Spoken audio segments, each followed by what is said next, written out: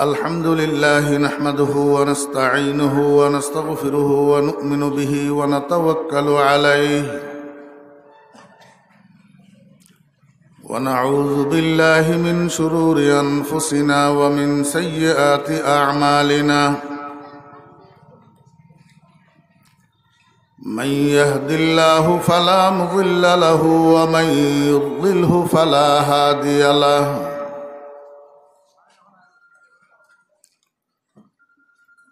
ونشهد أن لا إله إلا الله لا خالق إلا الله ولا مالك إلا الله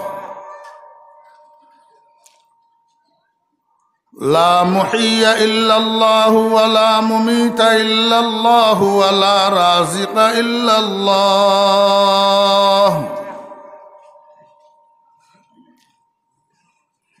ونشهد أن سيدنا وسندنا وحبيبنا ومولانا محمدا عبده ورسوله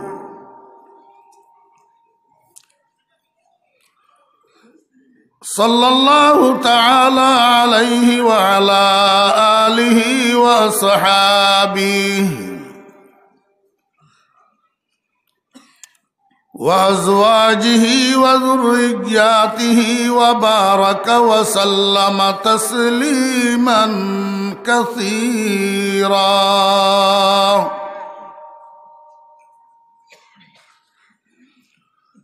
أما بعد فأعوذ بالله من الشيطان الرجيم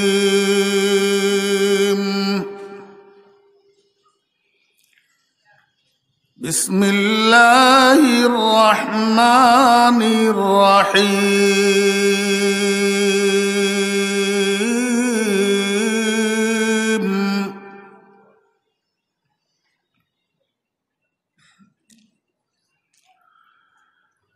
إما يبلغن عندك الكبر أحدهما أو كلاهما فلا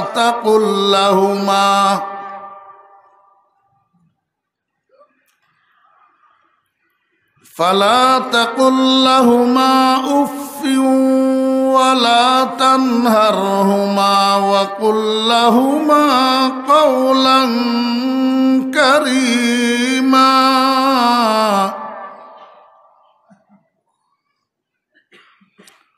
صدق الله مولانا العظيم.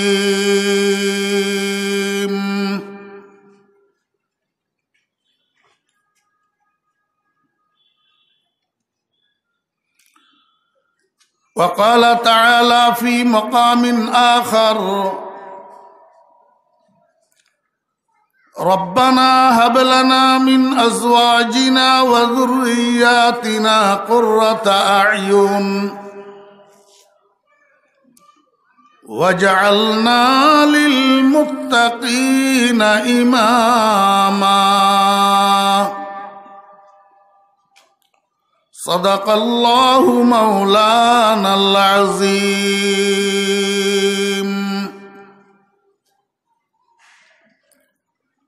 قال رسول الله صلى الله عليه وسلم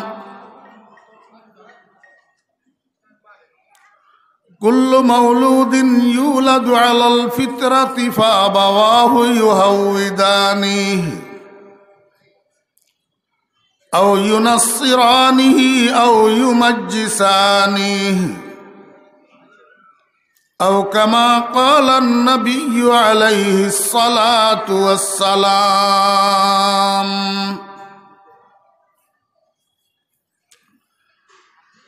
وقال النبي صلى الله عليه وسلم إن في الجنة لغرفا ترى ظهورها من بطونها وبطونها من ظهورها وفي رواية يرى ظاهرها من باطنها وباطنها من ظاهرها أعد الله لمن ألان الكلام وأطعم الطعام وصلى بالليل والناس نيام وصدق رسوله النبي الأمي الكريم ونحن على ذلك لمن الشاهدين والشاكرين ربنا تقبل منا إنك أنت السميع العليم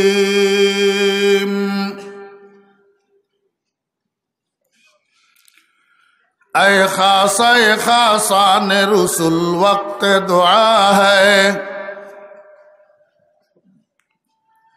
اے خاصان رسول وقت دعا ہے امت پہ تیرے آکے عجیب وقت پڑا ہے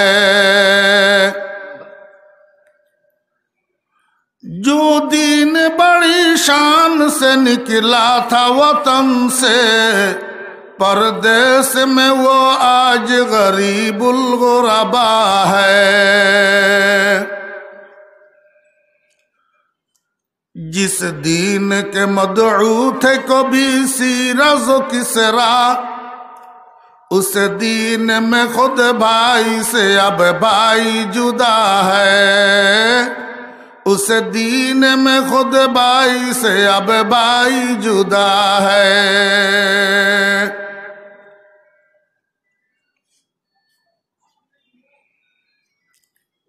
صاحب صد احترام محترم المقام حضرت صدر جلسہ بارک اللہ فی حیاتہ گرامی قدر حضرات علماء کرام সমাবেত মুরব্বিয়ান আযম সর্বস্তরের মুসলমান ভাইয়েরা সুপ্রিয় যুবক তরুণ ভাইয়েরা ছাত্র ভাইয়েরা পর্দার আড়ালের সম্মানিতা পর্দানসী মা ও বোনেরা মহান আল্লাহ রাব্বুল আলামিনের অপরিসীম দয়া আর ইহসান আল্লাহ রাব্বুল আলামিন আমাদেরকে আজ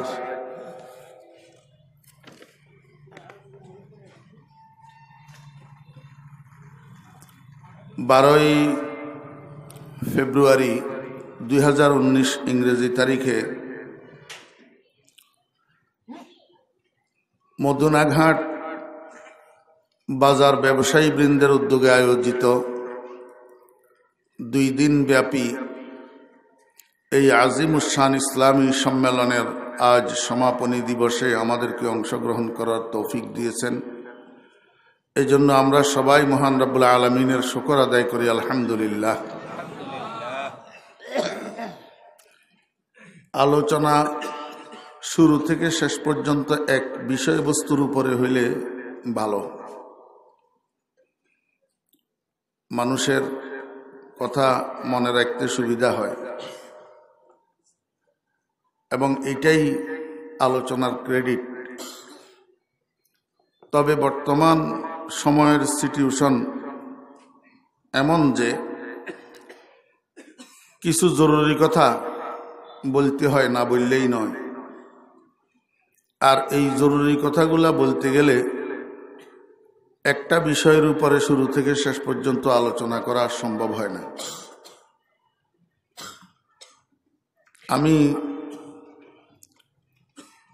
সম্মেলন কর্তৃপক্ষের লিফলেটে দেখছি ওনারা আমাকে যে আলোচ্য বিষয় দিয়েছেন সময়ের চাহিদা অনুসারে এটা আমার কাছে প্রয়োজন মনে হয় নাই। এজন্য সময়ের চাহিদা অনুসারে কিছু কথা বলার খেয়াল করে আমি আল্লাহ পাকের পবিত্র কালামের 2 জায়গা থেকে 2টা অংশ তিলাওয়াত করেছি এবং সেই সাথে আমাদের সকলের প্রিয় নবী শফিউল মুজনবিন রহমতুল্লিল আলামিন জনাবে মুহাম্মদুর রাসূলুল্লাহ সাল্লাল্লাহু আলাইহি ওয়াসাল্লামের 2খানা হাদিস শরীফ আপনাদের সামনে পাঠ করেছি। দুনিয়ার মধ্যে আমরা যত মানুষ আছি সব মানুষের দুইটা পরিচয় আছে। একটা পরিচয় হলো জন্ম গ্রহীতা হিসাবে, আর একটা পরিচয় হলো জন্মদাতা হিসাবে।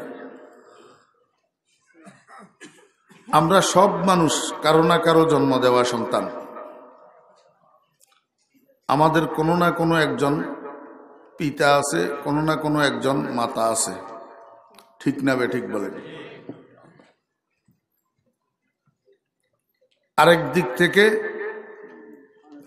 আমরা কতগুলা সন্তানের জন্মদাতা। আমাদের জন্ম দেওয়া কিছু ছেলে মেয়ে আছে। তাহলে আমাদের দুইটা সম্পর্ক, একটা সম্পর্ক উপরের দিকে আর একটা সম্পর্ক নিচের দিকে। উপরে আমাদের আছেন মাতা পিতা আর নিচে আমাদের আছে ছেলে মেয়ে। প্রত্যেকটা মানুষের এই দুই দিকে হকের সম্পর্ক আছে। কিসের সম্পর্ক? হকের সম্পর্ক, হক, অধিকার। উদাহরণস্বরূপ ধরেন আমি ফরিদুদ্দিন, আমার উপরে আমার আব্বা আম্মা আছে না? আমি আমার আব্বা আম্মার জন্য সন্তান, আর ওনারা আমার আব্বা আম্মা। আমার নিচে আমার ছেলে মেয়ে আছে, এই ছেলে মেয়েগুলোর জন্য আমি বাবা। আমার আব্বা আম্মার উপরেও আমার হক আছে, আমার উপরেও আমার আব্বা আম্মার হক আছে। আমার উপরেও আমার ছেলে মেয়ের হক আছে সন্তান হিসাবে, আর ছেলে মেয়ের উপরেও আমার হক আছে বাবা হিসাবে। ঠিক না বেঠিক বলেন? নাকি এই দুইটার কোনো একটাকে অস্বীকার করার সুযোগ আছে? কি বলেন? অস্বীকার করার সুযোগ নাই। কিন্তু দুর্ভাগ্য হলেও সত্য, বর্তমান সময়ে আমরা একটা হক সম্পর্কে জানি এবং বিভিন্ন জায়গায় ওয়াজ নসিহত শুনি, এবং ওই একটা হক আদায় করার জন্য সাধ্য অনুযায়ী কেউ কেউ আমরা চেষ্টাও করি। কিন্তু আরেকটা হক সম্পর্কে আমরা ওয়াজ নসিহত কম শুনি, জানিও কম, এবং এটা পালন করার জন্য চেষ্টাও করি কম। ইল্লা মাশাআল্লাহ, আল্লাহর কিছু বান্দা ছাড়া আর ম্যাক্সিমাম উম্মত এই হকটা আদায় করার থেকে বিমুখ, এই হকটার প্রতি অমনোযোগী, এই হকটার ব্যাপারে উদাসীন। যেই হকটা আমরা জানি শুনি পালন করার জন্য চেষ্টাও কিছু করি, সেটা হলো মা বাপের হক সন্তানের উপর। কিন্তু আরেকটা হক যে আছে সন্তানের হক মা বাপের উপর, এই হকটা সম্পর্কে আমরা শুনিও কম, জানিও কম, এবং এই হকটা আদায় করার জন্য আমরা চেষ্টাও করি কম। অথচ সন্তানের হকটা আগে, মা বাপের হকটা পরে। মা বাপের হকটা পরে। আমি বুঝে দিতেছি, না হলে আপনাদের মধ্যে খটকা লাগবে যে হুজুরে মা বাপের হকের পরে কয় কেমনে। আমি একটা উদাহরণ দিই। আল্লাহ পাক কোরআন শরীফের মধ্যে দুইটা দোয়া শিক্ষা দিয়েছেন। একটা দোয়া হইল রব্বির হামহুমা কামা রব্বায়ানি সগীরা। এই দোয়াটা আমি যখন পড়তে শুরু করছি, আপনারাও আমার সাথে গুনগুন করে পড়তে শুরু করছেন। ঠিক না বেঠিক? অনেকে পড়ছেন না? কেন পড়লেন? জানেন বিদায়ী তো পড়ছেন। এই দোয়াটা আলেম না এমন অনেক মানুষে জানে, অথচ আলেম না। আরেকটা দোয়া আল্লাহ পাক কোরআন শরীফের মধ্যে শিক্ষা দিয়েছেন, রব্বানা হাবলানা মিন আজওয়াজিনা ওয়া যুররিয়াতিনা কুররাতা আয়ুন ওয়াজআলনা লিল মুত্তাকিনা ইমামা। কই এখন তো আগের মতো আপনারা গুনগুনাইলেন না, তার মানে এটা আপনারা জানেন না।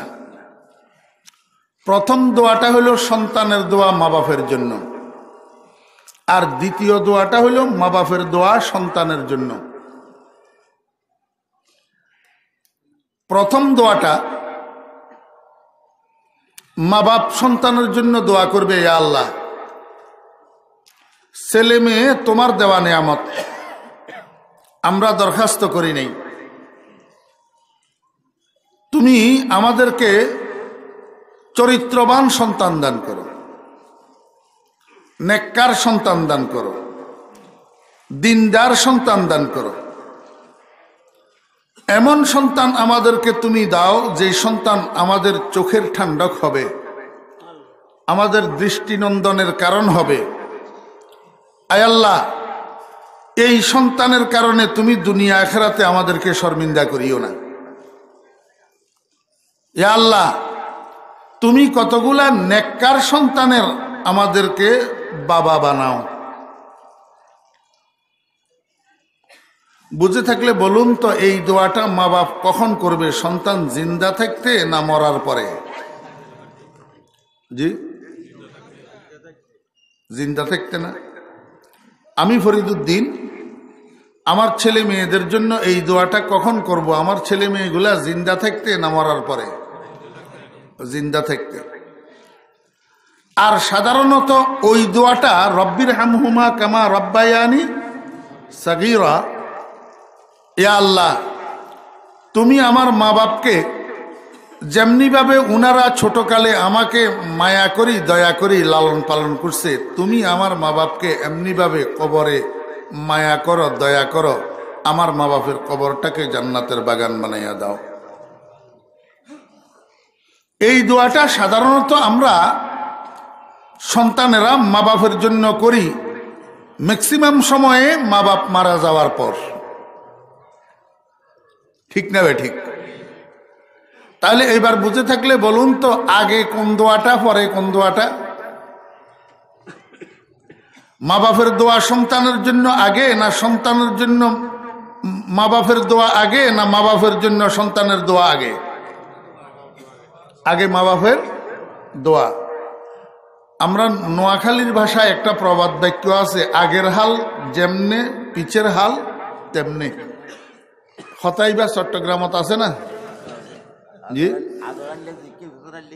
ওই না, আগের আইলা দেখা ফিসের আইলা এই কে তো ইয়া আগের আল খন্না ফিসের আল খন্না। মা বাপর দোয়া ফুয়াশা আল্লাহ আগের আল, আর ফুয়াশার দোয়া মা বাপল্লাই ইবা ফরের আল। তা আগের আল থাকিলে ফিসের আলে আগের আলের অনুসরণ করিব, যদি আগের আল না থাকে। আমার বেয়েরা দোস্ত আহবাব, আপনি যতদিন দুনিয়াতে জীবিত আছেন, আপনার ছেলে মেয়েদেরকে দেখাইয়া দেখাইয়া আপনি যদি আপনার মা বাপের কবর জিয়ারত করেন, শুক্রবারে শুক্রবারে জুমার দিন, আপনার ছেলেরা আপনার থেকে দেখি দেখি শিখবে, আপনার থেকে দেখি দেখি শিখবে।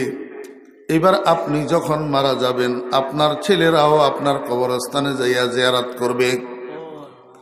আপনি আপনার জীবদ্দশায় 6 মাসে একবার বৎসরে একবার যদি মা বাপের কবরের কাছে না যান, মা বাপের কবর জিয়ারত না করেন, মনে রাখবেন আপনার ছেলেরা 10 বছরেও একবার আপনার কবরের দিকে ফিরিয়া দেখবে না। ও মুরব্বিয়ানে কেরাম, শুক্রবারে শুক্রবারে মা বাপের কবর জিয়ারত করবেন তো ইনশাআল্লাহ।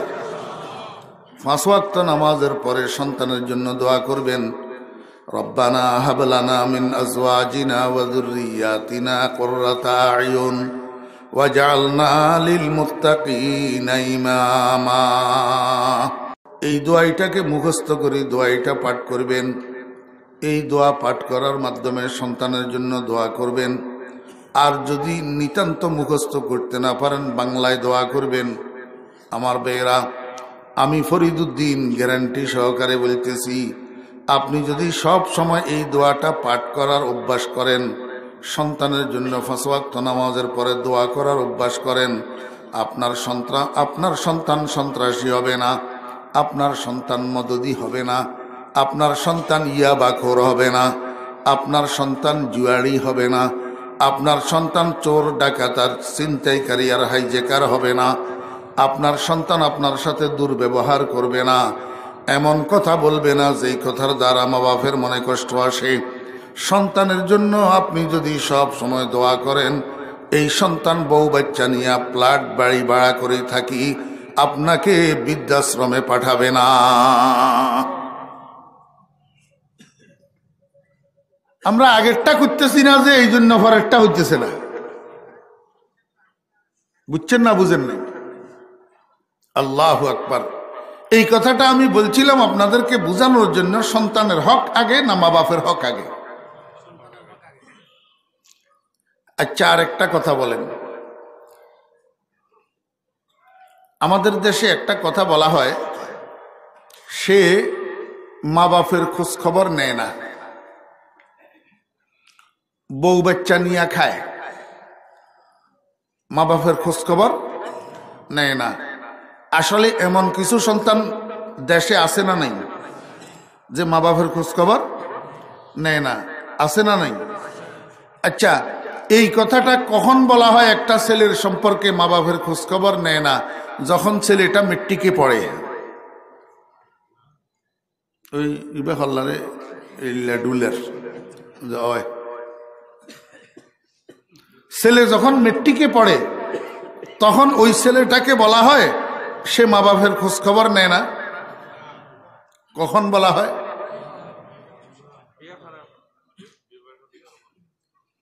ইনর লগে বিয়ার কোনো সম্পর্ক নেই, কারণ বোধ বাফাজ যে পয়সাওয়ালা ফুয়ারে শখ করি বিয়া করাই ফেলায়, মগর খায় যে বাপের হোটেলত।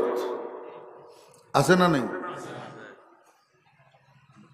মা বাপের খবর নেয় না, এই কথাটা ওই সময় বলা হয় যখন ছেলেটা রুজি রোজগার করে, টাকা পয়সা ইনকাম করে, এবং মা বাপ তার টাকা পয়সার প্রতি মুখাফেকিও থাকে।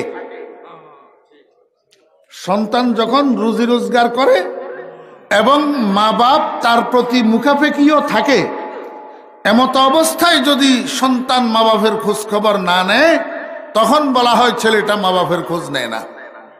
ঠিক না বেঠিক? কর্মজীবনে পদার্পণ করার পর, রুজি রোজগার শুরু করার পর এই কথাটা বলা হয়। তাহলে বোঝা গেল সন্তানের উপরে মা বাপের হক শুরু হয় সন্তান কর্মক্ষম হওয়ার পর, কর্মজীবনে পদার্পণ করার পর। কিন্তু সন্তানের হক মা বাপের উপরে কখন থেকে শুরু হয়? সন্তান যখন মায়ের পেটে গর্ভধারিত থাকে। মনোযোগ আসেনি? সুর শুনলে হবে না, শুনতে হবে কথা, বুঝি বুঝি শুনতে হবে এবং মনে রাখার খেয়ালে শুনতে হবে। সন্তানের হক মা বাপের উপরে শুরু হয় কখন থেকে?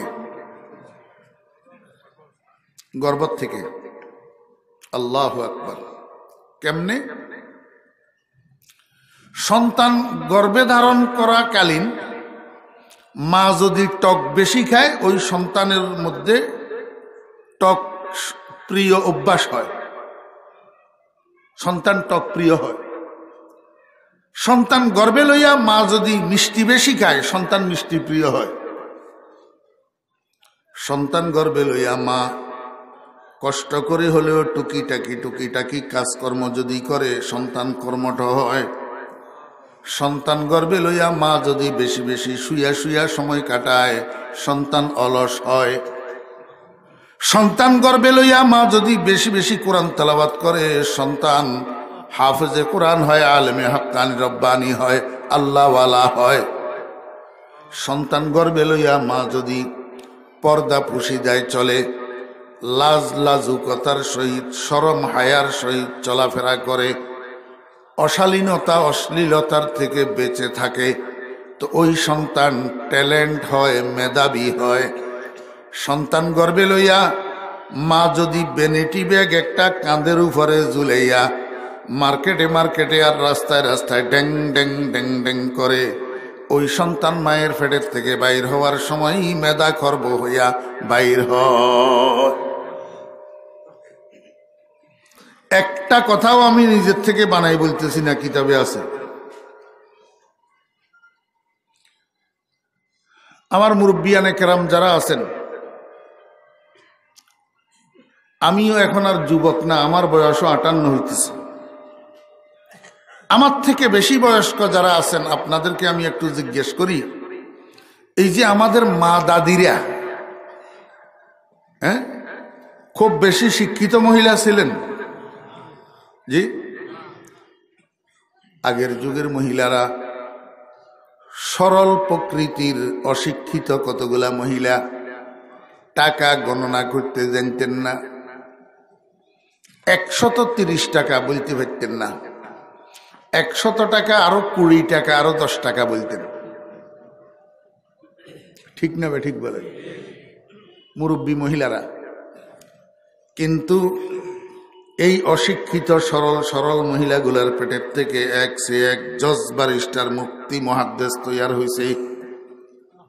আর এখন আল্ট্রা মডার্ন যুগের উচ্চশিক্ষিত আল্ট্রা মডার্ন মহিলাদের পেটের থেকে যে সন্তানগুলা বাইর হইতেছে, বাংলার জন্য একটা হাউস টিউটর, ইংরেজির জন্য একটা হাউস টিউটর, অঙ্কের জন্য একটা হাউস টিউটর, এক এক সাবজেক্টের জন্য এক একটা টিউশন মাস্টার রেখা, ঘরে টিউশন করাইয়া, আবার স্কুলে কোচিং করাইয়া, প্রাইভেট পড়াইয়া, এত কিছুর পরে পরীক্ষা দিতে গেলে 10 বিষয় পরীক্ষা দিলে 7 বিষয়ে ফেল মারে। 7 বিষয়ে কি মারে? কারণ কি জানেন? কারণ হইল মায়ের পেটের থেকে মেধা খর্ব হইয়া বাইরেছে। আগের যুগে এত টিউশন ছিল না, এত কোচিং ছিল না, এত প্রাইভেট পড়া ছিল না। সকালে কিছুক্ষণ, বিকালে কিছুক্ষণ লেখাপড়া করি মুফতি মুহাদ্দিস আর জজ ব্যারিস্টার উকিল তৈয়ার হইয়া গেছে। আর এখন ও ভাইয়েরা, দোস্ত বাবারা, এত টিউশন করার পরেও, এত কিছু করার পরেও এখন পরীক্ষা দিলে ফেল মারে। যেই দেশে ফাঁস করা শিক্ষিত হাজার হাজার বেকার, ওই দেশে ফেল মারা শিক্ষিতর চাকরি আসেনি? আছে চাকরি। ছেলে একটার আব্বা মেয়ে একটার আব্বার কাছে বিয়ের প্রস্তাব দিছে। ছেলে একটার আব্বা মেয়ে একটার আব্বার কাছে কি দিছে? বিয়ের প্রস্তাব দিছে। তো মেয়ের বাবা জিজ্ঞাসা করতেছে, আপনার ছেলে কি করে? আমার ছেলে তো বড় একটা চাকরি করে। কয় বেতন কত পায়? ওরে বাবারে, এটা তো প্রোডাকশন নির্ভর বেতন, তো যেই মাসে প্রোডাকশন বেশি হয় ওই মাসে 40-50 হাজার টাকা পায়, আর যেই মাসে প্রোডাকশন কম হয় একেবারে কম হইলেও 15-20 হাজার টাকার কমে তো পায় না। তো মেয়ের বাপ তো একবারে খুশি হয়ে গেছে। খুশি হয়ে মেয়েটা বিয়ে দিয়ে দিছে। বিয়ের পরে 1 মাস, 2 মাস, 3 মাস, 4 মাস, কিরে স্বামী ঘরে শুইয়া থাকে সারাদিন, কোনো অফিসেও যায় না, ডিউটিতেও যায় না। মাগরিবের একটু আগে দিই ঘরের থেকে বাইর হয়, আবার রাত্রে 3টা-4টার সময় ঘরে ফিরে। সারা রাত বাইরে থাকে, সারাদিন ঘুমায়। তো নতুন বউ তো লজ্জা শরমে কিছু জিজ্ঞাসাও করতে পারে না। যখন 6 মাস গেছে, একটু একটু আস্তে আস্তে শরম বরম কমতেছে না। একদিন স্বামীরে জিজ্ঞেস করছে, আচ্ছা আপনারা একটা কথা জিজ্ঞেস করতাম। কয় কি? কয় বিয়ের আগে তো শুনছিলাম আপনি নাকি কোন অফিসের বড় অফিসার, বিরাট চাকরি করেন, 40-50 হাজার টাকা বেতন পান। এখন বেতন কত পান না পান সেটা আপনার ব্যক্তিগত বিষয়, কিন্তু অফিসে তো যাইতে আপনারা দেখি না। আপনি মাগরিবের আগে দিয়ে ঘর থেকে বাইর হইয়া যান, রাত্রে 3টা-4টার সময় ফিরেন, সারাটা দিন ঘরের মধ্যে ঘুমান। কি চাকরি করেন? অফিসে তো যান না। তো স্বামীকে অফিসে যাইতো। কই অফিসে যান আপনি? কোন অফিস সেটা? তো রাস্তার পাশে ঘর ছিল, তো রাস্তার দিকে জানালা একটা ছিল। তো ছেলে স্ত্রীকে বলতেছে এই জানালাটা খোলো। তো বউয়ে জানালা এটা খুলছে। কয় কিছু দেখতেছ? কয় এখানে রোড একটা না। কই কিছু তো দেখি না। রোড একটা, কিছু দেখি না। কয় কেন? রোডের মধ্যে ব্রিজ একটা দেখতেছ না? কয় যে হ্যাঁ, ব্রিজ তো একটা দেখা যাইতেছে। কয় ব্রিজের নিচে একটু দেখো তো। এরকম সুদিন ছিল, শুকনার দিন। কয় যে ব্রিজের নিচে একটু তাকাইয়া দেখো তো কি আছে। তো কয় যে ব্রিজের নিচে ভাঙ্গাচুরা একটা টেবিল আর 5-6টা চেয়ার দেখতেছি। কয় যে এইটা আমার অফিস, এইটা আমার অফিস। হাতের অফিস কোথায়? ব্রিজের নিচে। অফিসের কন্ডিশন দেখছেন নি? কতই কয় এই অফিসে আমি হইলাম বস, আমার সহকর্মী আছে আরো 5 জন। আমাদের অফিস টাইম হইল রাত্রের 12টা থেকে শুরু, 3টায় শেষ। তো বউয়ে জিজ্ঞাসা করে কার্যক্রম কি? কয় যে রাস্তার পাশে লম্বা গাছের ফাইল একটা শোয়া আছে, দেখছো নি? কহ দেখছি তো। কয় রাত্রের 12টা যখন বাজে তা আমার সহকর্মীরা ফাইল এটারে আলগাইয়া রাস্তার উপরে উঠি ফাতাল্লা করে দেয়। এইবার দুই দিক থেকে রিক্সা, হুন্ডা, প্রাইভেট কার, সিএনজি যা আসে সবগুলা সেখানে ব্রেক করতে বাধ্য হয়। আর ব্রেক করলেই আমার সহকর্মীরা 5 জন চতুর্দিক থেকে যাইয়া কয় যার কাছে যা আছো দিয়ে দাও। এই প্রোডাকশন যেই মাসে বেশি হয় এই মাসে আমার বাগে 40-50 হাজার টাকা পড়ে। চাকরির নমুনা দেখছেন নি? চাকরির নমুনা বুঝি থাকলে বলেন তো এই চাকরিটার নাম কি? হাইজ্যাকারি। এই চাকরিটার নাম কি? হাইজ্যাক। এই চাকরিটার নাম কি ভাই? হাইজ্যাক। তো যেই দেশে হাজার হাজার পাশ করা শিক্ষিত বেকার, সেই দেশে ফেল মারা শিক্ষিত হাইজ্যাকের চাকরি না পাইয়া আর কি পাবে আমাকে বলেন? বুঝছেন না? বুঝেন নাই? তো এই ফেল মারাটা আসলো কোত্থেকে? মায়ের পেটের থেকে। কোত্থেকে? মায়ের পেটের থেকে। কার দোষে? মায়ের দোষে। মা সন্তান গর্ভের মধ্যে লইয়া বেপরদা চলার কারণে সন্তান মায়ের গর্ভ থেকে মেধা শূন্য হইয়া বাইর হয়। কিতাবে আছে, আমার কথা না কিন্তু। এতক্ষণের আলোচনায় কি বুঝলেন?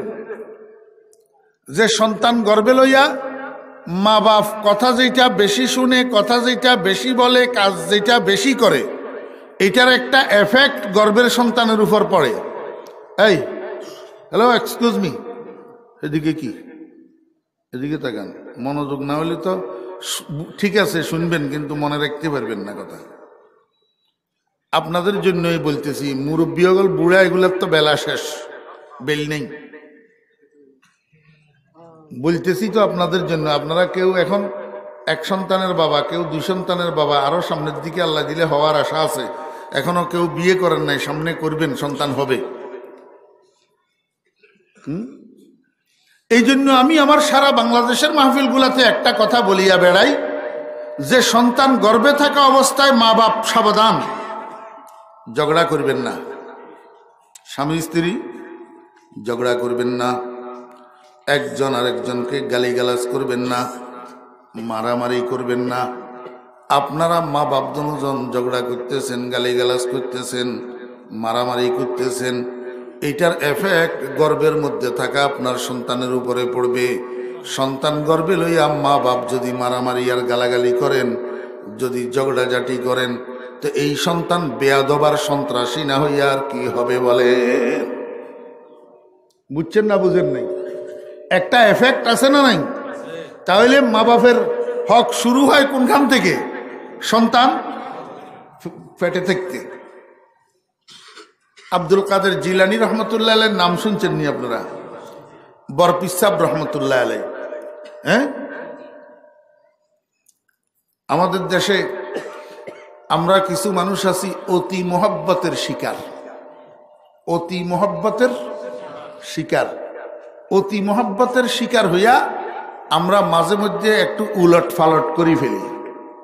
মহব্বত যখন অতি হইয়া যায় তখন একটু কি হইয়া যায়, উলট ফালট হইয়া যায়। আল্লাহু আকবার।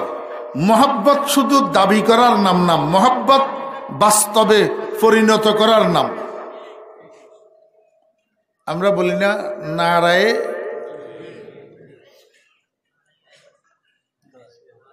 আচ্ছা তাহলে শুরুতুনি বলি, নারায়ে তাকবীর। নারায়ে তাকবীর উত্তর কি হবে? আল্লাহু আকবার, আল্লাহু আকবার। নারায়ে তাকবীর, তাকবীরের ধ্বনি, তাকবীরের ধ্বনি। উত্তর কি? আল্লাহু আকবার, আল্লাহ সবচেয়ে বড়। এরপরে বলি নারায়ে রেসালত, রেসালতের ধ্বনি। উত্তর কি হবে? মুহাম্মাদুর রাসূলুল্লাহ। উত্তর কি হবে? মুহাম্মাদুর। সেখানে আমরা বলি ইয়া রাসূলুল্লাহ। কি বলি? ইয়া রাসূলুল্লাহ, হে আল্লাহর রাসূল। তো হে আল্লাহর রাসূল কই একজনের ডাকলাম, কি করলাম? ডাকলাম। ভাই ডাকের পরে কেন ডাকলাম সেটার ফল থাকতে হবে না? জি, এটারে আরবি গ্রামারের মধ্যে জবাবে নেদা কয়। কি কয়? জবাবে নেদা। প্রত্যেক নেদার সাথে জবাবে নেদা লাগবে, ডাকের সাথে ডাকের ফলাফল লাগবে, কোনো আদেশ লাগবে, কোনো নিষেধ লাগবে। কেন আপনি একজনকে ডাকবেন? খামোখা একজনকে ডাকলেন, এই ভাই আব্দুল করিম। তা আব্দুল করিম দৌড়াই আপনার সামনে আসছে, কেন ডাকছেন? কয় যে না এমনি ডাকছি। কয় আপনি পাগল নাকি, মাথা ঠিক আছে? বলবে কি বলবে না? তো ইয়া রাসূল আল্লাহ, হে আল্লাহর রাসূল। কি কি হইল হে আল্লাহর রাসূল? কেন ডাকলাম আল্লাহর রাসূলকে? জবাবে নেদা নাই। তো এবার দুনিয়ার মানুষ বলবে না তোমার মাথা ঠিক আছে তো? অতএব কারণে যদি মাথা ঠিক থাকে তাহলে নারায়ে রিসালাতের উত্তর দিতে হবে মুহাম্মাদুর রাসূলুল্লাহ, ইয়া রাসূল আল্লাহ নয়। এবার বুঝি থাকলে ইনসাফের সাথে বলেন, নারায়ে রিসালাতের পক্ষে কইলাম না বিরুদ্ধে কইলাম? জি, নারায়ে রিসালাতের উত্তর সঠিকটা শিখাইয়ে না দিলাম, দেওয়ার জন্য না তো করিনি, না করছি তো না বুঝি কয় রসুলের দুশ্মন ওয়াবি। না বুঝি, কথা বুঝছেন না বুঝেননি? দোস্ত, নারায়ে গাউসুল আজম, নারায়ে গাউসুল আজম, গাউসুল আজমের ধ্বনি, গাউসুল আজমের ধ্বনি। গাউসুল আজম হইল আব্দুল কাদের জিলানী রহমতুল্লাহ আলাইহির লকব। আব্দুল কাদের জিলানী রহমতুল্লাহ আলাইহির কি লকব? এই লকবটা আব্দুল কাদের জিলানী রহমতুল্লাহ আলাইহিকে যে বা যাহারা দিছেন, এটা কতটুকু ঠিক আর ব্যাঠিক সেটা আরেকটা আলোচনা, আমি সেই আলোচনায় যেতেছি না। কিন্তু কে বা কাহারা আব্দুল কাদের জিলানী রহমতুল্লাহ আলাইহি এই টাইটেলটা সেট করছে গাউসুল আজম? আসলে গাউসুল আজম তো একমাত্র কে? আল্লাহ। গাউসুল, গাউস শব্দের অর্থ হলো মানুষের যে ফরিয়াদ শুনে, মানুষের যে কি করে ফরিয়াদ শুনে। আল্লাহু আকবার। আর আজম শব্দের অর্থ হলো মহান। তাহলে মহান ফরিয়াদ শুননেওয়ালা, মহান ফরিয়াদ শুননেওয়ালা, মানুষের যে সমস্যার সমাধান করে তারে আরবিতে গাউস বলে। আরবিতে কি বলে? তাহলে গাউস আরো আজম, গাউস আরো আজম।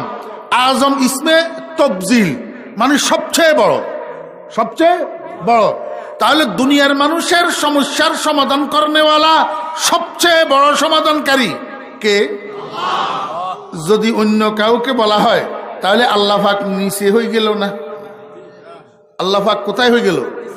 নিচে হয়ে গেল। অথচ আল্লাহই হইলেন সবচেয়ে বড় সমস্যার সমাধানকারী। ঠিক না বে ঠিক?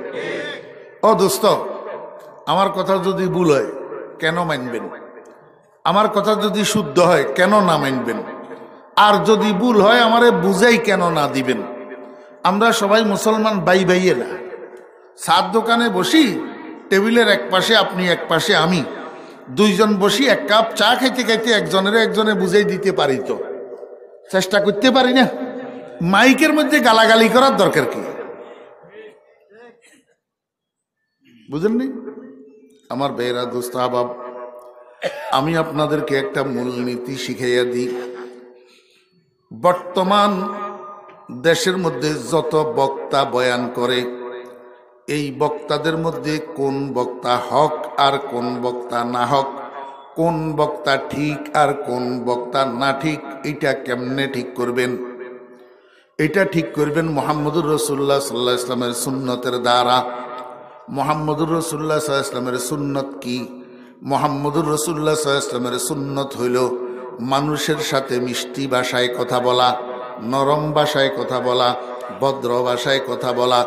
কোনো কাফের, কোনো বেদিন, কোনো বদ্দিন মুহাম্মদুর রাসূলুল্লাহ সাল্লাল্লাহু আলাইহি ওয়াসাল্লামকে যদি জ্বালাতন করে, কষ্ট দেয়, অত্যাচার করে, প্রতি উত্তর করা মুহাম্মদুর রাসূলুল্লাহ সাল্লাল্লাহু আলাইহি ওয়াসাল্লামের সুন্নত নয়। বরদাস্ত করা, আবার তার জন্য বদদোয়া না করি হেদায়েতের দোয়া করা, এটা হলো মুহাম্মদুর রাসূলুল্লাহ সাল্লাল্লাহু আলাইহি ওয়াসাল্লামের সুন্নত। পক্ষান্তরে গালি গালাজ করা, অশালীন কথাবার্তা বলা, কষ্ট দেওয়া, অত্যাচার করা, জুলুম করা হলো আবু জেহেলের স্বভাব। কার স্বভাব? আবু জেহেলের স্বভাব। এখন বক্তা যারা বয়ান করবে, এদের মধ্যে আপনি তাকাইয়া দেখবেন, শুনিয়া দেখবেন মুহাম্মদুর রাসূলুল্লাহ সাল্লাল্লাহু আলাইহি ওয়াসাল্লামের স্বভাব কার মধ্যে আছে। মিষ্টি মিষ্টি ভাষায় মানুষের বুঝায় আর ওয়াজ করে, মনে হয় যেন ওয়াজ না জাদুর বাঁশি, মনে হয় যেন ওয়াজ না মিসরির চাকার টুকরা। এই কথাগুলোর দ্বারা মানুষ হেদায়েত পায়। এমনি মাইক ধরিয়ে ফলনা তলনা অমুক তমুক নাম ধরি ধরি গালাগালি করা, এটা কি নবীজির সুন্নত না আবু জাহেলের স্বভাব? আল্লাহু আকবার।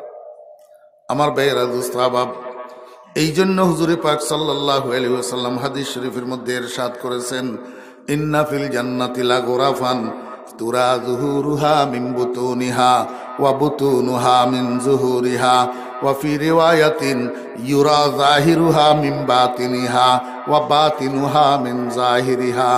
আ'আদ্দাল্লাহু লিমান আলানাল কালাম ওয়া আত'আমাত তা'আম ওয়া মান সাল্লা বিল-লাইলি ওয়ান নাসু নিয়াম। আল্লাহর হাবিব জনাব রাসূলুল্লাহ সাল্লাল্লাহু আলাইহি ওয়াসাল্লাম বলেন, বেহেশতের মধ্যে আল্লাহ পাক রব্বুল আলামিন কতগুলা বিলাসবহুল বাড়ি, বিলাসবহুল ঘর, বিলাসবহুল কামরা, বিলাসবহুল বালাখানা তৈরি করেছেন। যেই ঘরগুলার, যেই বালাখানাগুলার চতুর্দিকের দেওয়ালের মধ্যে আল্লাহ পাক বসাইছেন গ্লাস গ্লাস, আয়না, ইটের দেওয়াল না, আয়নার দেওয়াল। এই দেওয়ালের ভিতরের থেকে বাহির দেখা যায়, বাহিরের থেকে ভিতর দেখা যায়। শুধু এতটুকু নয়, অন্য রেওয়ায়েতের মধ্যে আছে এই ঘরগুলার মধ্যে পৃথক কোনো লাইটের ব্যবস্থা থাকবে না আলোর জন্য, বরং ঘরের মধ্যে যত অন্ধকার হইতে থাকবে তত ওই দেওয়ালের গ্লাসের থেকে আলো বাহির হইতে থাকবে।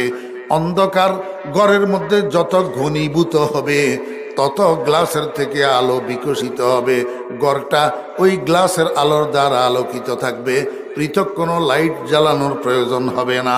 আল্লাহর হাবিব বলেন, এই বিলাসবহুল ঘরগুলা, বিলাসবহুল বালাখানাগুলা, বিলাসবহুল কামরাগুলা আল্লাহ পাক তিনটা গুণের মালিকের জন্য তৈরি করেছেন। কয়টা গুণ? তিনটা গুণ। এক নম্বর গুণ হইল আলানাল কালাম, যেই মানুষের কথা সুন্দর, যেই মানুষের কথা মিষ্টি, যেই মানুষের কথা নরম। আমার ভাইয়েরা দোস্ত আহবাব, যেই কোনো মানুষের সাথে তার কথা সুন্দর, ঘরের বউয়ের সাথে কথা সুন্দর, ছেলে মেয়েদের সাথে কথা সুন্দর, বন্ধু বান্ধবের সাথে কথা সুন্দর, কর্মচারীর সাথে কথা সুন্দর, সহকর্মীদের সাথে কথা সুন্দর, সাগরিদদের সাথে কথা সুন্দর, মুরিদদের সাথে কথা সুন্দর। এক কথায় তার ভাষার দ্বারা দুনিয়ার কোনো মানুষের মনে কষ্ট যায় না।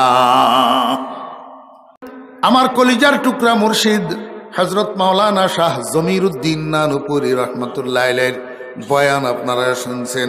শুরু থেকে শেষ পর্যন্ত বয়ানটা কেমন, মনে হয় যেন আল্লাহু আকবার মিসরির চাকা। এগুলা না বয়ান।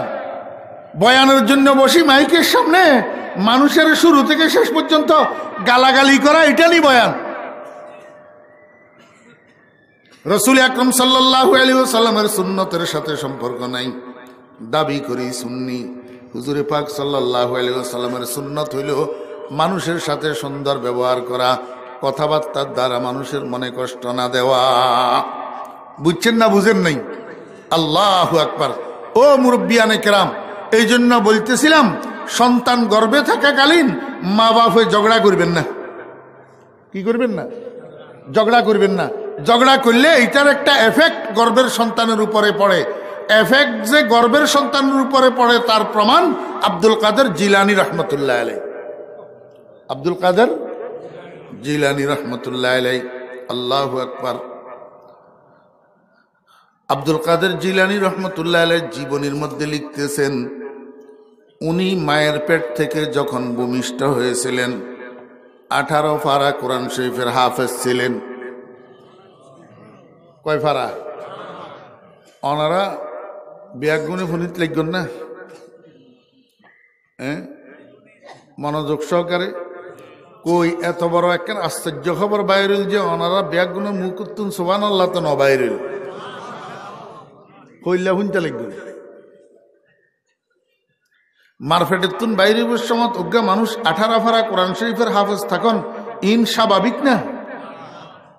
কি অস্বাভাবিক? আমার ভাইয়েরা, দোস্ত আবাব, আব্দুল কাদের জিলানী রহমতুল্লাহ আলাইহি মায়ের পেট থেকে বাইরে হওয়ার সময় 18 পারা কোরআন শরীফের হাফেজ ছিলেন। এটা প্রতীয়মান কেমনে হইল? 12 মাস, 14 মাস, 16 মাস বয়সে আমাদের বাচ্চাদের মুখ ফুটে। কি ফুটে? মুখ ফুটে। আমাদেরও ফুটছে। মারফেটের থেকে বাইরের সাথে সাথে মুখ ফুটেনি, কথা বলতে পারেনি। মা আমার ক্ষুধা লাগছে বলতে পারে? এই মুখ এটা ছিল। কথা বলার মেশিন ভিতরে জিহ্বাটা সেট করা ছিল, কিন্তু বাকশক্তি ছিল না। বাকশক্তি? গরুর বাচ্চা মায়ের পেট থেকে বাইরে হওয়ার সময় মুখে বাকশক্তি থাকে না। কুকুরের বাচ্চা মায়ের পেট থেকে বাইরে হওয়ার সময় মুখে বাকশক্তি থাকে না। ছাগলের বাচ্চা মায়ের পেট থেকে বাইরে হওয়ার সময় মুখে বাকশক্তি থাকে না। মুরগির বাচ্চা ডিমের থেকে ফুটার সময় মুখে বাকশক্তি থাকে না। ও মানুষের বাচ্চাও তো মায়ের পেট থেকে বাইরে হওয়ার সময় মুখে বাকশক্তি থাকে না। কিন্তু ওই পশুগুলা, ওই জীবগুলা জীবন শেষ করে মুখে বাকশক্তি আসে না। কিন্তু মানুষের বাচ্চার 12-14 মাস বয়সে আস্তে আস্তে মুখ ফুটা শুরু হয়। ফুটায় কে? আল্লাহ। কে ফুটায়? আল্লাহ। তো গরুর বাচ্চার মুখ ফুটে না, তুই মানুষের বাচ্চার মুখ যে আল্লাহ ফুটাই দিল কি লাই? তোরে খালি ইন্ডিয়ান বাংলা সায় আসবির গান গাইবেন লাই? কেন মুখ ফুটাই দিছে তোর? সারাদিন গীবত শিকায়ত করার জন্য, মিথ্যা কথা বলার জন্য, মানুষকে গালিগালাজ করার জন্য। এই জন্য আল্লাহ পাক তোর মুখ ফুটাই দিছে। ও বেয়েরা, দোস্ত আবাব, আল্লাহ পাক মুখ ফুটাইছে আল্লাহ পাকের শুকর আদায় করার জন্য। আল্লাহ পাকের শুকর আদায় করবে কেমনে? আল্লাহ পাকের জিকিরের মাধ্যমে। উঠকে বৈঠকে চলায় ফেরায় লা ইলাহা ইল্লাল্লাহ, লা ইলাহা ইল্লাল্লাহ, লা ইলাহা ইল্লাল্লাহু মুহাম্মাদুর রাসূলুল্লাহ। আব্দুল কাদের জিলানী রহমতুল্লাহ আলাইহি যখন 14 মাস বয়স হয়েছে, 12 মাস বয়স হয়েছে, আমাদের বাচ্চাদের মুখ ফুটে বাবা, দাদা, একটা একটা শব্দ বাইর হয়। আব্দুল কাদের জিলানী রহমতুল্লাহ আলাইহি যখন সর্বপ্রথম মুখ ফুটছে, উনার মুখের থেকে বাইর হইতেছে আউযু বিল্লাহি মিনাশ শাইতানির রাজিম, বিসমিল্লাহির রহমানির রহিম, আলহামদুলিল্লাহি রাব্বিল আলামিন, আর রহমানির রহিম, বিসমিল্লাহির রহমানির রহিম, আলিফ লাম মিম, যালিকাল কিতাবু লা রাইবা ফীহি হুদাল লিল মুত্তাকিন। শিশু আব্দুল কাদের, দুধের শিশু আব্দুল কাদের কোরআন শরীফ তেলাওয়াত শুরু করছে যে করছে আর থামে না। তালাওয়াত করতে করতে করতে করতে যাইয়া একেবারে 18 ফারাত যাইয়া থামছে। ঘরের মেম্বার, আত্মীয় স্বজন, অভিভাবক যারা পাশে ছিল সকলের আর বুঝতে বাকি নাই আব্দুল কাদের 18 ফারায় যাইয়া থামছে। এতে করে বোঝা যায় মায়ের পেট থেকে 18 ফারা আব্দুল কাদের লইয়া আসছে। আমার বেইরা দোস্ত আবাব, এই 18 ফারার হাফেজ মায়ের পেটের মধ্যে কেমনে হইলেন আব্দুল কাদের জিলানী রহমতুল্লাহ আলাইহি? আব্দুল কাদের জিলানী রহমতুল্লাহ আলাইহি জীবনের মধ্যে আছে, যারা নকল করছে, সহিহ নকল করছে না জয়ীফ নকল করছে আল্লাহই জানে, আমি জানি না। বাকি রইল যদি জয়ীফ রেওয়ায়েত হয় তবে অন্যান্য আনুষঙ্গিকতার দ্বারা এটার সমর্থন মিলে, সমর্থন কি মিলে, এবং মানুষের উৎসাহের জন্য বয়ানও করা যায়। তো আব্দুল কাদের জিলানী রহমতুল্লাহ আলাইহি জীবনের মধ্যে লিখতেছেন, উনার আম্মা বলে বড় দিনদার মহিলা ছিলেন, পরহেজগার মহিলা ছিলেন। কাজের ফাঁকে একটু সময় পাইলেই কোরআন শরীফ নিয়ে বসতেন, কাজের ফাঁকে একটু সময় পাইলেই কোরআন শরীফ নিয়ে বসতেন। এত বেশি কোরআন শরীফ তেলাওয়াত করতেন আব্দুল কাদের জিলানী রহমতুল্লাহ আলাইহির মা। মায়ের পেটের মধ্যে থাকা অবস্থায় মায়ের মুখের তেলাওয়াত শুনিয়া শুনিয়া আব্দুল কাদের জিলানী 18 পারা কোরআন শরীফের হাফেজ হইয়া গেছে। আমি আপনাদেরকে জিজ্ঞেস করি বন্ধুরা, আব্দুল কাদের জিলানী যদি মায়ের মুখের কথা শুনিয়া শুনিয়া 18 পারা কোরআন শরীফের হাফেজ হইতে পারে, বর্তমান আল্ট্রা মডার্ন যুগের যেসব মহিলারা সন্তান পেটের মধ্যে লইয়া রাত দিন টেলিভিশনের সামনে বসে থাকে, রাত দিন বাংলা হিন্দি ছায়াছবির গান শুনে, এদের সন্তান এদের পেটের থেকে বাইর হইতে ডজনে ডজনে গানের হাফেজ হইয়া বাইর হবে না কিনা? চরিত্র কোথা থেকে আসবে? সন্তানের চরিত্র তো মায়ের পেট থেকে খোয়াইয়া আসতেছে। আমার বেইরা দোস্ত আবাব, 1 নম্বর হক সন্তানের মা বাপের উপরে। মা বাপ সন্তান যখন গর্ভে থাকবে অ্যালার্ট থাকতে হবে। 2 নম্বর হক, 2 নম্বর, এই সন্তান যখন ভূমিষ্ঠ হবে বাপের কর্তব্য ডাইন কানে আজান দিতে হবে, বাম কানে একামত দিতে হবে। দুর্ভাগ্য হলেও সত্য, বর্তমানে মুসলমানের সমাজের থেকে আস্তে আস্তে এই সুন্নতটাও উঠে যেতেছে। এখন শতকরা 60% ডেলিভারি হসপিটালে হয়, আর হসপিটালে ডেলিভারি যেটা হয় সেইখানে রুগীর অ্যাটেন্ডেন্স হিসাবে রুগীর সেবা করার জন্য থাকে রাত্রে কে থাকে? দাদা থাকে না, নানা থাকে না। বুড়া মানুষ, ওনারা ঘুম মারবে কেমনে? ওনাদের খেদমত করতেও তো 3 জন লাগে। তারা হসপিটালে থাকে কি করবে? সেখানে থাকে ওই নবজাতকের বাবা যুবক, নবজাতকের মামা যুবক, নবজাতকের চাচা যুবক, এগুলা তো 3টা বেনামাজি। এই বেনামাজির গোষ্ঠী সন্তানের কানে আজান একামতের কি বুঝে? এই জন্য হসপিটালে সিজারের মাধ্যমে যত ডেলিভারি হয় এই নবজাতক গুলার শতকরা 60টার কানে এখন আজান একামত হয় না। অথচ মুহাম্মদুর রাসূলুল্লাহ সাল্লাল্লাহু আলাইহি ওয়াসাল্লাম শিক্ষা দিয়েছেন, হে দুনিয়ার মানুষেরা, ইমানদারেরা, মুসলমানেরা, তোমাদের ঘরে যখন সন্তান আসবে, তোমাদের কোলে যখন সন্তান আসবে, দুনিয়ার অন্য কোনো আওয়াজ, অন্য কোনো শব্দ, অন্য কোনো কথা কানে যাওয়ার আগে সন্তানের কানে তাওহীদ আর রিসালাত ঢুকাইয়া দাও। কারণ আউয়ালু মা ইয়াকরাউস সামআ ইয়াস্তাকিরু ফিল কলব, সর্বপ্রথম যেই কথা কানে দিয়া ঢুকে সেটা কলবের উপরে ক্রিয়া করে, আর সেখান থেকে হয় বাচ্চার কলবের মধ্যে ইসলাম সংক্রামিত হয়, না হলে ইয়াহুদিয়ত সংক্রামিত হয়, না হলে নাসরানিয়ত সংক্রামিত হয়, না হলে মজুসিয়ত সংক্রামিত হয়। এই জন্য হুজুর পাক সাল্লাল্লাহু আলাইহি ওয়াসাল্লামের ইরশাদ করেছেন, ফা আবাওয়াহু ইউহাব্বিদানিহি আও ইউনাসসিরানিহি আও ইউমাজ্জিসানিহি। আমার বেয়েরা দোস্ত আবাব, সন্তানের বয়স যখন 25, সন্তানের বয়স যখন 30, তখন আপনি হুজুরের কাছে যাইয়া, বাতুয়ার মতন সব হুজুরের কাছে যাইয়া হুজুর ফলাই কথা শুনে না, বলি লাভ হবে কি? কান্দি লাভ হবে কি? ফলাই কথা কেমনে শুনবে? ফলারে তো আপনি নাফরমান বানিয়ে রাখছেন মায়ের পেটে থাকতে, ফলারে তো আপনি নাফরমান বানিয়ে রাখছেন ওই নবজাত অবস্থায়। বুঝছেন না? বুঝেন নাই? আল্লাহু আকবার। আমার বেইরা দোস্ত আবাব, এই জন্য নবজাত শিশু জন্মগ্রহণ করার পর ডাইন কানে আজান দিতে হবে, বাম কানে একামত দিতে হবে। ও মুসলমান ভাইরা, আমাদের সকলের ডাইন কানে আজাদ, বাম কানে একামত হয়েছে, ইনশাআল্লাহ হয়েছে আল্লাহর রহমতে। কিন্তু একটা ফ্যাক্টর আছে, আমাদের কানে আজান একামত কে দিয়েছিল? সেই মুয়াজ্জিনটা তো 60 বছর জীবন অতিবাহিত করলাম, 70 বছর অতিবাহিত করলাম, মুয়াজ্জিনটার খবর পেলাম না, মুয়াজ্জিনটা চিনতে পারলাম না। আমার ডাইন কানে আজান কে দিল, বাম কানে একামত কে দিল? আল্লাহ কয়, বান্দা, যে সময় তোর কানে আজান একামত দেওয়াইছি সেইখানে মুয়াজ্জিন চিনার মতো শক্তি তোর কাছে ছিল না। তোর দুনিয়ার থেকে যাওয়ার বেলায় একদম অন্তিম সময়ে তোর লাশের উপরে আমি একটা নামাজের ব্যবস্থা করেছি, যে সময় ইমামটা চিনার মতো ক্ষমতা তোর কাছে নাই। ইবতিদা মে হায় আজান और इंतहा में है नमाज, है ये तेरी जिंदगी तकदीर मौला हक नवाज। আল্লাহ পাক কয়, বান্দা, জীবনের শুরু দিয়ে আজান একামত দেওয়াইছি, জীবনের শেষে দিয়ে নামাজ পড়াইছি, কিন্তু আজানের সময় মুয়াজ্জিনটা চিনার ক্ষমতা তোর কাছে নাই, নামাজের সময় ইমামটা চিনার ক্ষমতা তোর কাছে নাই। ওরে নামাজের সময় তো তোর চোখে বন্ধ, ইমামকে দেখার ক্ষমতাও তোর নাই। আজানের সময় তো চোখ খোলা ছিল, তারপরেও ইমামটা চিনতে পারস নাই।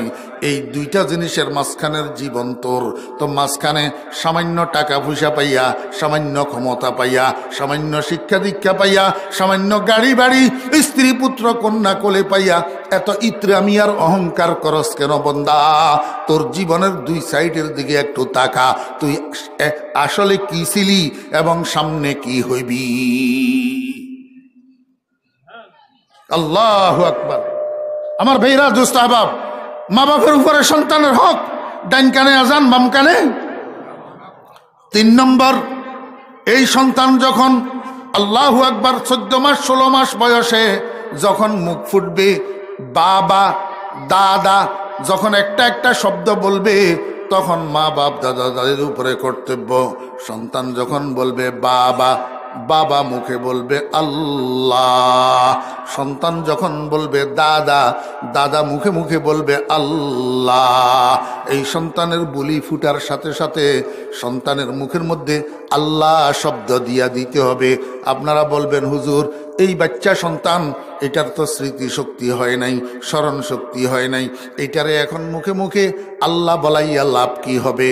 ও দোস্ত, আপনি জানেন না, ইন্না কুলুবাস সিবিয়ানে আশাদ্দু কবুলান লিমা নুকিশা ফি। এই বাচ্চাগুলার কলব হইল বীজা আস্তরের মতো। দেওয়ালের মধ্যে যে আস্তর করা হয়, আস্তর যখন বীজা থাকে, ফেরাক একটা দিয়া সেখানে যদি লেখা হয় ফরিদউদ্দিন আল মোবারক, 50 বছর যদি গড় থাকে, 50 বছর লেখা এটা মুছবে না। কিন্তু আস্তর যখন শুকাইয়া যাবে, তখন যদি ফেরাক একটা দিয়ে লেখেন ফরিদউদ্দিন আল মোবারক, গৃহস্থের বউ ঝাড়ু একটা দিয়ে এমনে বুলাইয়া দিলে লেখাটা মুছে যাবে। বাচ্চাদের কলব হইল বীজা স্তরের মতো। এখন যে আপনি বাচ্চারে মুখে মুখে বলাইতেছেন আল্লাহ, দাদা বলো আল্লাহ, বাবা বলো আল্লাহ, এই মুখে মুখে যে আল্লাহ বলাইতেছেন, এই বলার দ্বারা বাচ্চার কলবের মধ্যে আল্লাহ নামের খোদাই করা নকশা হইয়া যাইতেছে। এই বাচ্চা 35-40 বছর বয়সে কোনো কাজ করতে যাবে, আল্লাহ পাকের নাফরমানি করতে পারবে না। সেই তালে তো মুসলমান নাই। এখন মুসলমানে শিখায় ডায়েডি, এখন মুসলমানে শিখায় আন্টি, মুসলমানে এখন শিখায় আঙ্কেল, মুসলমানে এখন শিখায় হাই, মুসলমানে এখন শিখায় বাই বাই, মুসলমানে এখন শিখায় টাটা। হ্যাঁ, জন্মগ্রহণ করছে আব্দুর রহমানের পেটের থেকে, আব্দুর রহমানের ওরসে জন্মগ্রহণ করছে ফাতেমা বেগমের পেটের থেকে। আর এই আব্দুর রহমান আর ফাতেমা বেগমে শিখায় সবগুলা হরেশচন্দ্রর গুলা আর সীতারানীর গুলা। তো এই বাচ্চা হবে কোথার থেকে? হক আদায় হইতেছে।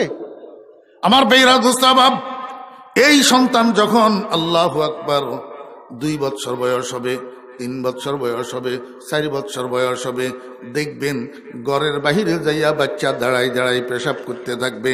এই সময়ের মধ্যে মা বাপ কাঁধের উপরে হাত দিয়া আলতো চাপ দিয়া সন্তানকে বসাইয়া দিতে হবে, বলতে হবে বাবা আমরা মুসলমান, দাঁড়াইয়া দাঁড়াইয়া পেশাব করলে আল্লাহ গুনাহ দিবে, দাঁড়াইয়া কোনোদিন পেশাব করিও না।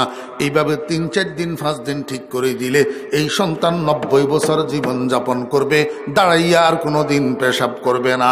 এই সন্তানের বয়স যখন 5 বছর হবে, সন্তান এটারে কি করবেন? নামাজের ট্রেনিং দেওয়াইবেন, নামাজের ট্রেনিং দেওয়াইবেন। কেন? নবীজি বলছে মুরু সিবিয়ানাকুম বিসসালাতি ইযা বালাগু সাবআ। তোমার সন্তান যখন 7 বছরে পৌঁছাবে, 7 বছরে পদার্পণ করবে, তখন তাকে নামাজের হুকুম দাও। এখন নামাজের মৌলিক কিছু নলেজ যদি না থাকে তো বাচ্চাকে নামাজের হুকুম কেমনে দিবেন?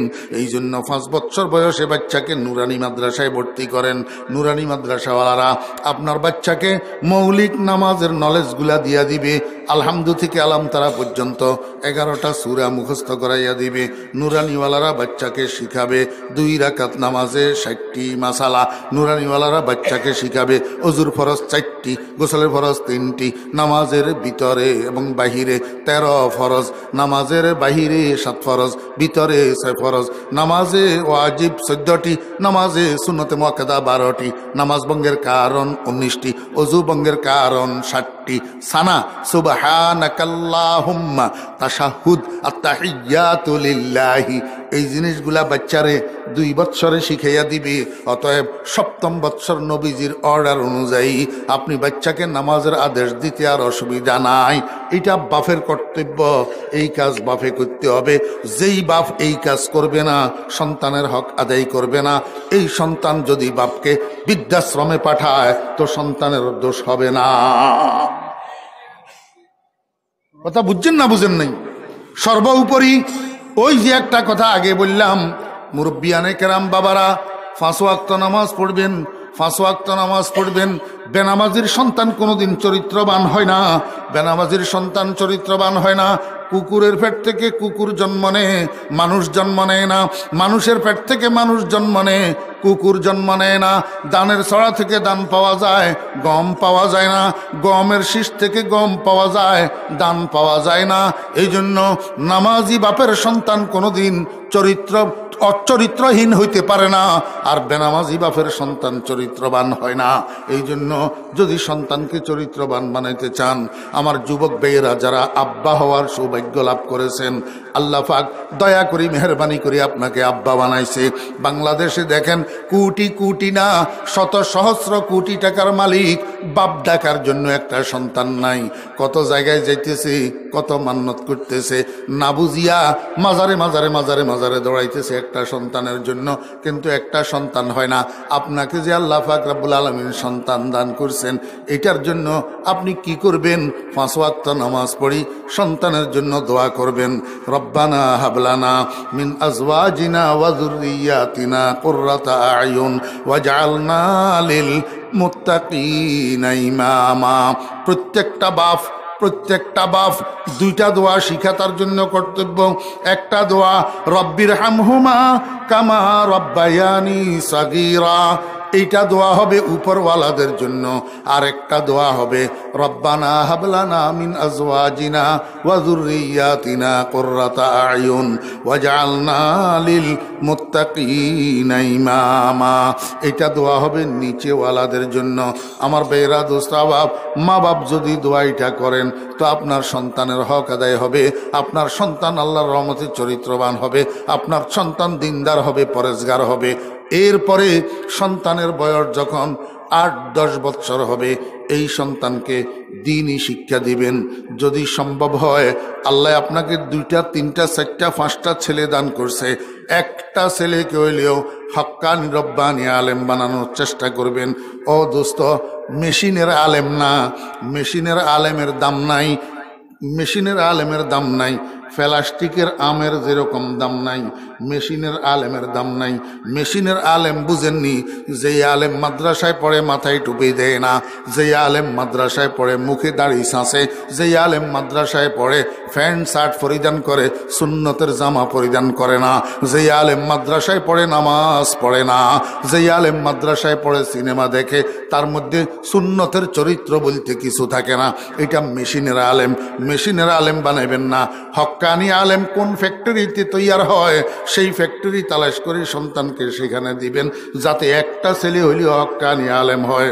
একটা ছেলে যদি হক্কানি আলেম হয়, মনে করলেন আপনি একটা বাতি জ্বালাইয়া দিলেন। গুতুমা মাদ্রাসার মতন সাউজুদ্দামত বারাকাতুহুম, বাতুয়া মাদ্রাসার মতন সাউজুদ্দামত বারাকাতুহুমকে উনার আব্বা আলেম বানাইয়া দিয়া গেছে। আল্লাহর রহমতে হুজুরের জীবদ্দশায় হাজার হাজার হাজার হাজার ছাত্র উনার কাছে পড়িয়া আলেম হয়েছে। এই হাজার হাজার ছাত্র যে আলেম হয়েছে, এই সবগুলার সওয়াব হুজুরের আব্বা কবরের মধ্যে থাকিয়া পেনশন বুক করতে আছে। কি করতেছে? পেনশন বুক করতেছে। তো একটা বাতি কোন রকম জ্বালাই দিতে পারেন কিনা? যদি না জ্বালান, কিয়ামতের ময়দানে আল্লাহর হাবিব যদি জিজ্ঞেস করে, হে উম্মত, তোর ঘরে আমার এতগুলা উম্মত আল্লাহ পাক পাঠাইলো, সবগুলারে তুই ইহুদি খ্রিস্টানের ছাত্র বানাইলি, ঈশ্বরচন্দ্র বিদ্যাসাগরের ছাত্র বানাইলি, রবি ঠাকুরের ছাত্র বানাইলি, একটা ছাত্রকে মদিনার কামলিওয়ালার ছাত্র বানাইতে পারলি না। আমার বেয়েরা দোস্ত আভাব, যত সামান্য এই পর্যন্ত আলোচনা করলাম সন্তানের হক মা বাপের উপর। এইবার একটু মা বাপের হকের আলোচনা করি। আমি যে আয়াতটা তেলাওয়াত করছিলাম, মা বাপের কিছু হক আল্লাহ পাক কোরআন শরীফের মধ্যে আলোচনা করছেন। তন্মধ্যে একটা হকের আলোচনা আমি আপনাদের সামনে তেলাওয়াত করছি। ইম্মা ইয়াবলুগান্না ইনদাকাল কিবারা আহাদুহুমা আও কিলাহুমা ফালা তাকুল্লাহুমা উফফিন ওয়ালা তানহারহুমা ওয়া কুল্লাহুমা কাওলান কারীমা। আল্লাহ পাক রব্বুল আলামিন বলেন, হে দুনিয়ার যুবকেরা, তোমার মা বাপ দুইজনের একজন অথবা দুজন যদি বার্ধক্যে উপনীত হয়, বৃদ্ধ বয়সে পৌঁছায়, বুড়া হইয়া যায়, তো তখন তোমার কাজটা কি? তখন তোমার এক নম্বর কাজ, তুমি রাস্তা দিয়ে হাঁটার সময় রাস্তার কিনারায় ব্রিজের গোড়ায় ইট একটার সাথে উষ্টা খাইছ, মুখ উল্টে গেছে, ব্যথা পাইছ। এই ব্যথা পাওয়ার কারণে তোমার মায়ের সামনে বাপের সামনে যাইয়া উফ কইও না, ঠিক, কিন্তু মা বাপের সামনে যাই উহ কইও না। ব্যথাটাকে যতটুক সম্ভব হজম করার চেষ্টা করো। আর যদি নিতান্ত হজম না করতে পারো, উহ আহ যদি করা লাগে, মা বাপের অগোচরে করো। মা বাপের শুনাইয়া উহ আহ করিও না। কারণ মা বাপ তোমাকে এই পরিমাণ মহাব্বত করে তুমি জানো না। তুমি ব্যথা যেই পরিমাণ পাইছ, মা বাপের সামনে উহু করলে মা বাপ তার থেকে ডবল ব্যথা পায়। তার থেকে কি পায়? ডবল ব্যথা পায়। এই জন্য মা বাপকে তোমার ব্যথা, মা বাপকে তোমার বেদনা, মা বাপকে তোমার কষ্ট বুঝতে দিও না। ওয়ালা তানহারহুমা, আল্লাহ পাক রব্বুল আলামিন বলে, বান্দা, আব্বার এখন রুজি নাই, আব্বার হাত খালি, আব্বার এখন কর্মক্ষমতা নাই, তোমার কাছে 10টা টাকা 20টা টাকা 50টা 100টা টাকার জন্য হাত পাতে, বাবারে আমারে 50টা টাকা দে, আমার পকেট খরচের জন্য 100টা টাকা দে। যদি তোমার কাছে টাকা থাকে তো দিবা, আর যদি টাকা না থাকে, হেই কখনই ভাইবো, হরে ভাইবো তো আল্লাহ টিয়া ফুতিন হরে ভাইবো, এলা জারি নমাজ্য। মা বাপের নদম খাইও, মা বাপের লগে কড়া কথা নকইও, সুন্দর করে বুঝাই দিবা, আব্বা বিয়েল্লা দিউম, নইলে কতক্ষণ পরে দিউম, এখন তো পকেটত পয়সা নাই, কতক্ষণ পরে দিউম। খবরদার ও ছেলে মেয়েরা, মা বাপের সাথে গরম কথা কইও না, মা বাপের ধমক দিও না, মা বাপকে ঝিটকাইও না, মা বাপকে জারি মারিও না। তুমি যখন মা বাপকে ধমক দিয়া কথা কও, তখন আল্লাহর আরশের মধ্যে কম্পন শুরু হইয়া যায়। ফালা তাকুল্লাহুমা উফফিন ওয়ালা তানহারহুমা ওয়া কুল্লাহুমা কাওলান কারীমা। আল্লাহ পাক রব্বুল আলামিন বলেন, হে দুনিয়ার সন্তানেরা, মা বাপের সাথে কথা বলবা সম্মানের সাথে, মা বাপের সাথে কথা বলবা ইজ্জতের সাথে। এমন কথা মা বাপের সাথে বলিও না যেই কথার কারণে মা বাপ বেইজ্জত হয়, মা বাপ অসম্মানী অনুভব করে, সেরকম কথা মা বাপের সাথে কইও না। আমার বেইরা দোস্ত আবাব, এই আয়াতের ইশারাতুন নসর থেকে একটা মাসালা সাবেত হয়। সেটা কি? কয় মা বাপের সাথে অসম্মানজনক কথা বলিও না।